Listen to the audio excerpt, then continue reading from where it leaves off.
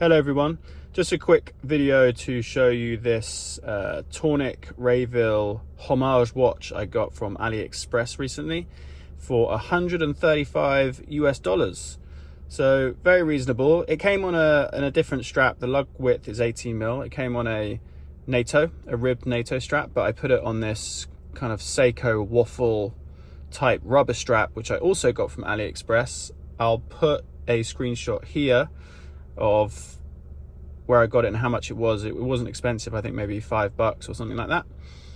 But yeah, just wanted to show you it just in case you were looking for one, and just to talk you through a couple of interesting things about this design if you didn't know about this watch already. So this is, like I said, this is a homage watch, so you can see there's nothing on the dial in terms of logo, but the design is basically a carbon copy of the Tornek Rayville tr900 series that was made by Blancpain for Tornek Rayville, which was a US distributor. I don't know exactly when, I think in the 70s, for the US military, and it was built to spec. So there's a whole story as to why Tornek Rayville is the name that it is. Like, it's very interesting. It's essentially because the US military needed a dive watch for their Navy SEALs and other elite units.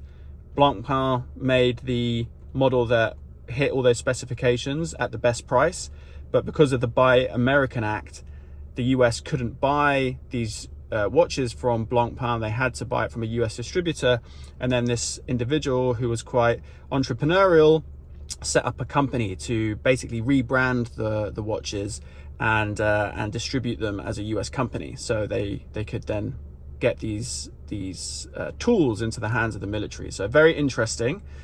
Not a lot of them survived. So, you know, it's either you spend, I don't know how much, $200,000 on an original, or $135 US on something that's kind of similar, and you get the same design language, which is what matters to me. So I think there's just a bit of water on the dial there. So very quickly, like I said, got this from AliExpress. I'll include the link in the description so you can go check it out. A couple of things I wanted to call out. First is, look how cool that icon is on the dial. The circle that's split into two with a like mustardy bottom half and a white top half. So for those of you that don't know, that, like the original design, that is a humidity indicator. So as part of the specifications for this watch, they needed the ability to be able to tell if the watch case had been exposed to moisture, because if it had, then when they went diving, it wouldn't be safe anymore to use it as a tool, right? So they created this humidity indicator. So what that meant was, if you look at the bottom half, it's like a mustardy color. The top half is a white color. If humidity got into the watch, that top white half would discolor into a yellow or a mustard, and then that whole ring would be the same color. And you could just look at the dial and be like, yeah, this is no longer waterproof. We need to go get it repaired. So very cool, very unique to this type of watch, which I love. I also really like the bezel. It's just like super old school, domed crystal, which is cool. 18mm lugs. It's a sand blasted case. Now, when I first got this watch, I want to mention this. I was quite disappointed with the crown. I thought, this crown just looks so small. Like, why have they got such a small crown on this watch? And then I looked at some pictures, and I'll put some up here, of the originals, and the originals had a really small crown like this as well. So very cool. It is quite honest.